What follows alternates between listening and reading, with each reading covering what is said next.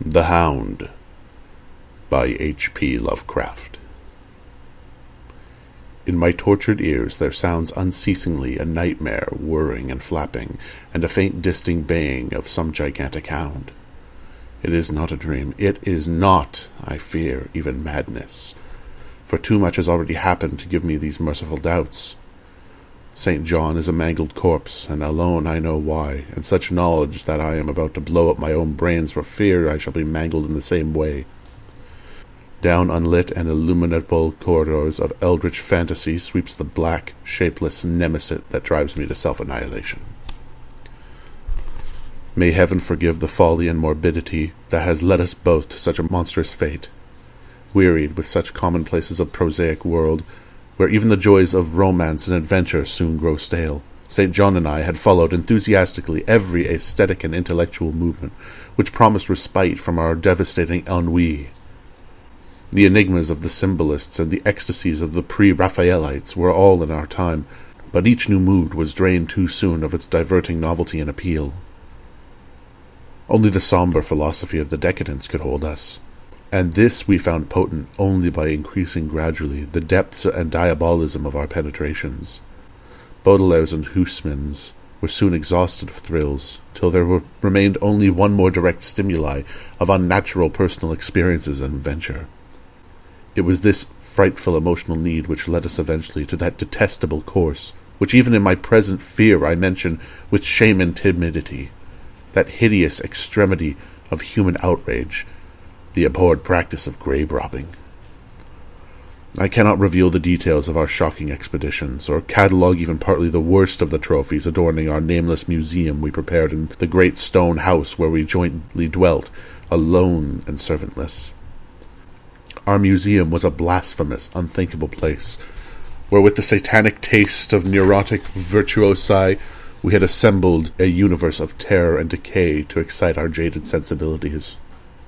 It was a secret room, far, far under the ground, where huge winged daemons carved of basalt and onyx vomited from wide grinning mouths, weird green and orange light, and hidden pneumatic pipes ruffled into kaleidoscopic dance of death, and the lines of red charnel things hand in hand woven in voluminous black hangings.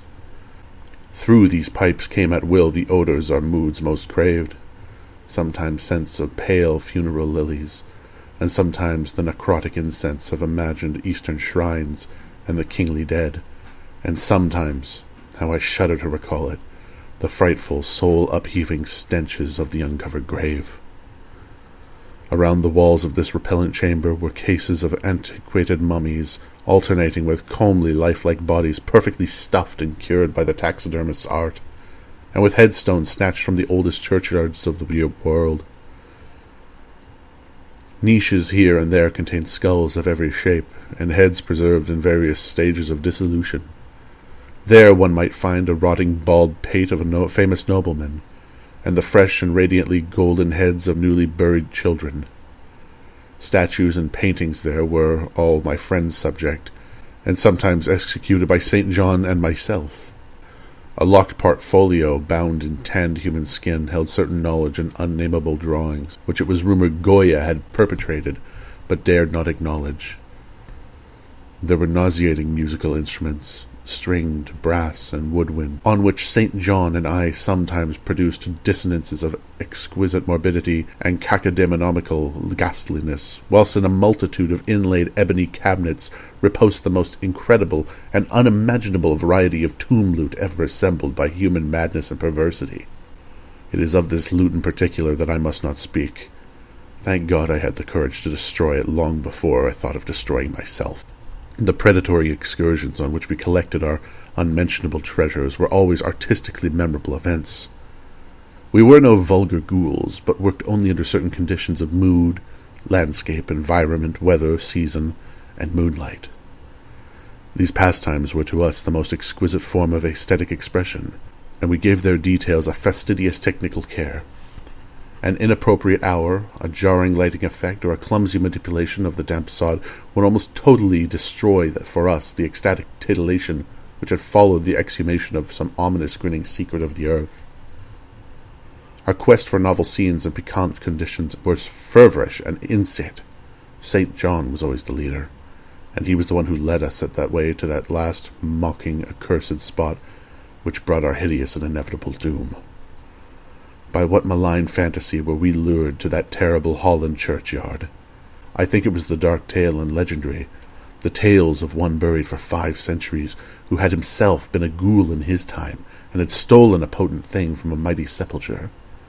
I can recall the scene in these final moments, the pale autumn noon over the graves, casting long, horrible shadows, the grotesque trees drooping sullenly to meet the neglected grass and crumbling slabs, the vast legions of strange colossal bats that flew against the moon, the antique ived church pointing a huge spectral finger at the livid sky, and the phosphorescent insects that danced like death fires under the yews in a distant corner.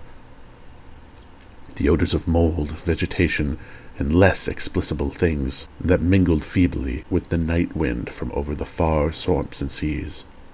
And worst of all, the faint, deep-toned baying of some gigantic hound, which we could neither see nor definitely place. As we heard this suggestion of baying, we shuddered, remembering the tales of the peasantry, for he whom we sought had centuries before been found in this self-same spot, torn and mangled by the claws and teeth of some unspeakable beast.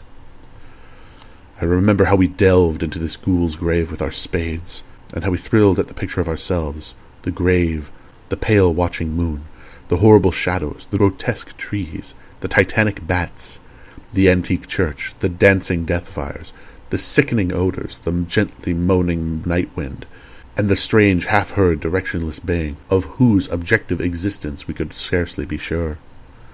Then we struck a substance harder than the damp mold, and beheld a rotting oblong box, crusted with mineral deposits from the long undisturbed ground. It was incredibly tough and thick, but so old that we finally pried it open and feasted our eyes on what it held.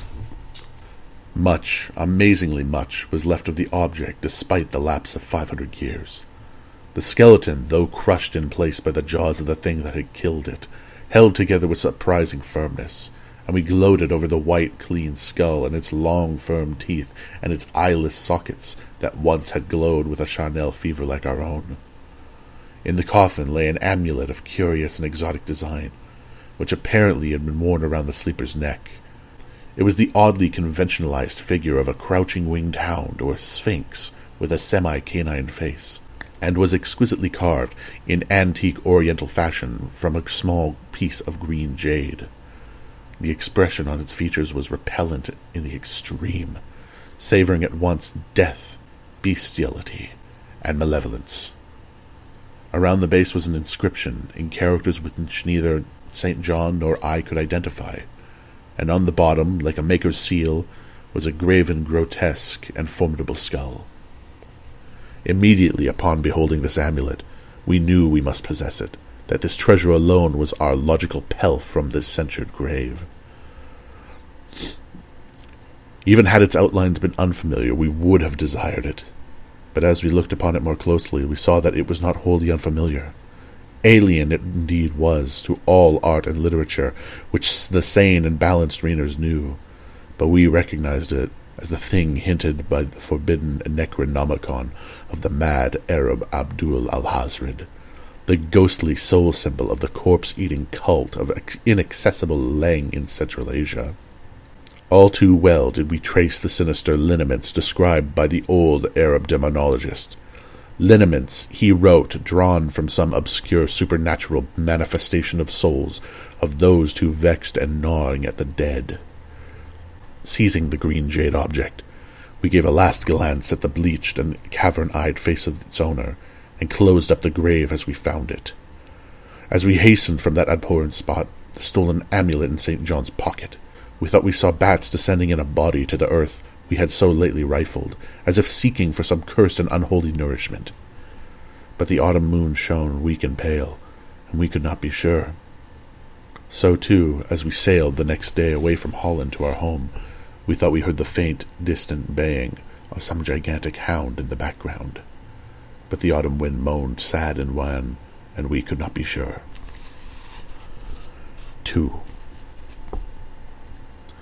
Less than a week after our return from England, strange things began to happen. We lived as recluses, devoid of friends, alone and without servants in a few rooms, our ancient manor house on a bleak and unfrequented moor, so that our doors were seldom disturbed by the knock of visitors. Now, however, we were troubled by what seemed to be frequent fumblings in the night, not only around the doors, but around the windows also, upper and lower as well. Once we fancied that a large opaque body darkened the library window when the moon was shining against it, and another time we thought we heard whirring or flapping sound not far off. On each occasion investigation revealed nothing, and we began to ascribe the occurrences to imagination alone, that same curiously disturbed imagination that still prolonged in our ears the faint, far baying we thought we had heard in the Holland churchyard. The jade amulet now reposed in a niche in our museum, and sometimes we burned strangely scented candles before it. We read much in Alhazred's Necronomicon about its properties, and about the relationship of ghouls' souls to the objects it symbolized, and were disturbed by what we read. Then terror came. On the night of September 24th, I heard a knock at my chamber door. Fancying it St. John's, I bade the knocker enter, but was answered only by a shrill laugh. There was no one in the corridor. When I aroused St. John from his sleep, he professed entire ignorance of the event, and became as worried as I. It was that night that the faint, distant baying over the moor became to us a certain and dreaded reality. 4 days later, while we were both in the hidden museum, there came a low, cautious scratching at the single door which led to the secret library staircase. Our alarm was now divided, for besides our fear of the unknown, we had always entertained a dread that our grisly collection might be discovered. Extinguishing all lights, we proceeded to the door and threw it suddenly open, whereupon we felt an unaccountable rush of air, and heard, as if receding far away, a queer combination of rustling, tittering, and articulate chatter. Whether we were mad, dreaming, or in our senses, we did not try to determine. We only realized with the blackest of apprehensions that the apparently disembodied chatter was beyond a doubt in the Dutch language. After that, we lived in growing horror and fascination. Mostly we held the theory that we were jointly going mad from our life of unnatural excitements, but sometimes it pleased us more to dramatize ourselves as victims of some creeping and appalling doom. Bizarre manifestations were now too frequent to count. Our lonely house was seemingly alive with the presence of some malign being whose nature we could not guess, and every night that demonic baying rolled over the windswept moor, always louder and louder. On November 29th, we found in the soft earth beneath the library window a series of footsteps utterly impossible to describe. They were as baffling as the great hordes of bats which had haunted the old manor in unprecedented and increasing numbers. The horror reached a culmination on November 18th, when St. John, walking home after dark from a distant railway station, was seized by some frightful carnivorous thing and torn to ribbons. His screams had reached the house, and I had hastened to the scene in time to hear a whir of wings and see a vague, black, cloudy thing silhouetted against the rising moon. My friend was dying when I spoke to him, and he could not answer coherently. The only thing he could do was whisper, "The amulet! That damn thing!" Then he collapsed in an inert mass of mangled flesh. I buried him the next midnight in one of our neglected gardens, and mumbled over him one of the devilish rituals he had loved in life. And as I pronounced that last demonic sentence, I heard afar on the moor the faint baying of some gigantic hound. The moon was up, but I dared not look at it, and when I saw on the dimly lit moor a wide nebulous shadow sweeping from mound to mound, I shut my eyes and threw myself face down on the ground. When I arose trembling, I know not how much later, I staggered into the house and made shocking obeisances before the enshrined amulet of green jade. Being now afraid to live alone in the ancient house on the moor, I departed the following day for London, taking with me the amulet after destroying by fire and burial the rest of the impious collection in the museum. But after 3 nights I heard the baying again, and before a week was over I felt strange eyes upon me whenever it was dark. One evening I strolled upon Victoria Embankment for some needed air. I saw a black shape obscure one of the reflections of the lamps in the water. A wind stronger than the night wind rushed by, and I knew what had befallen St. John soon must befall me. The next day I carefully wrapped the green jade amulet and sailed for Holland. What mercy I might gain by returning that thing to its silent sleeping owner, I knew not, but I felt that I must at least try any step conceivably logical. What the Hound was and why he pursued me were all questions still vague, but I had first heard the baying in that ancient churchyard, and every subsequent event, including St. John's dying whisper, had connected the curse to the stealing of the amulet. Accordingly, I sank into the nethermost abysses of despair when at an inn in Rotterdam I discovered that thieves had despoiled me of this sole means of salvation. The baying was loud that evening, and in the morning I read of a nameless deed in the vilest quarter of the city. The rabble were in terror, for upon an evil tenement had fallen the Red Death, beyond the foulest previous crimes in the neighborhood. In a squalid thieves' den, an entire family had been torn to shreds by an unknown thing which left no trace, and those around had heard all night, above the usual clamor of drunken voices, a faint, deep, insistent note of a gigantic hound. So at last I stood in that unwholesome churchyard where the pale winter moon cast hideous shadows, and leafless trees drooped sullenly to meet the withered frosty grass, and cracked slabs with the ivied church pointing a jeering finger at the unfriendly sky, and the night wind howled maniacally from over frozen swamps and frigid seas. The baying was very faint now. It ceased altogether as I approached the ancient grave I had once violated, and frightened away an abnormally large horde of bats which had been covering it curiously. I know not why I went thither, unless to pray or gibber out insane pleas and apology to calm the white thing that lie within. But whatever my reason, I attacked the half-frozen sod with a desperation partly mine, and partly that of dominating will outside myself. Excavation was much easier than I expected, though at one point I encountered a queer interruption, when a lean vulture darted down out of the cold sky and pecked frantically at the grave earth until I killed him with a blow of my spade. Finally I reached the rotting oblong box, and removed the damp nitrous covering. This is the last rational act I ever performed.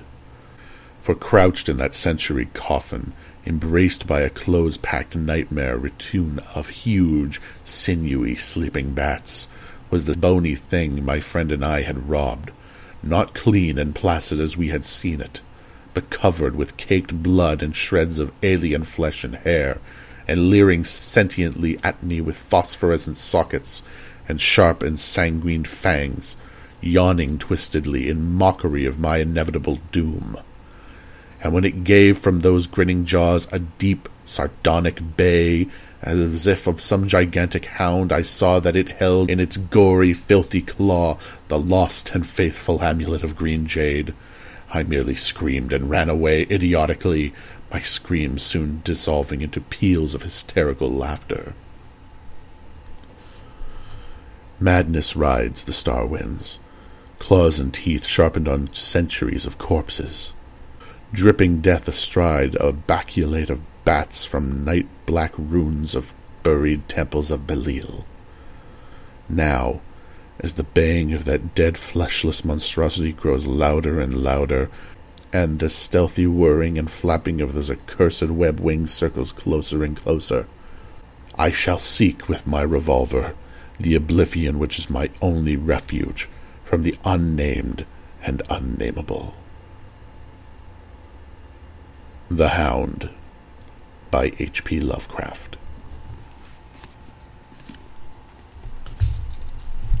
Don't forget to like, comment, and subscribe if you've enjoyed this.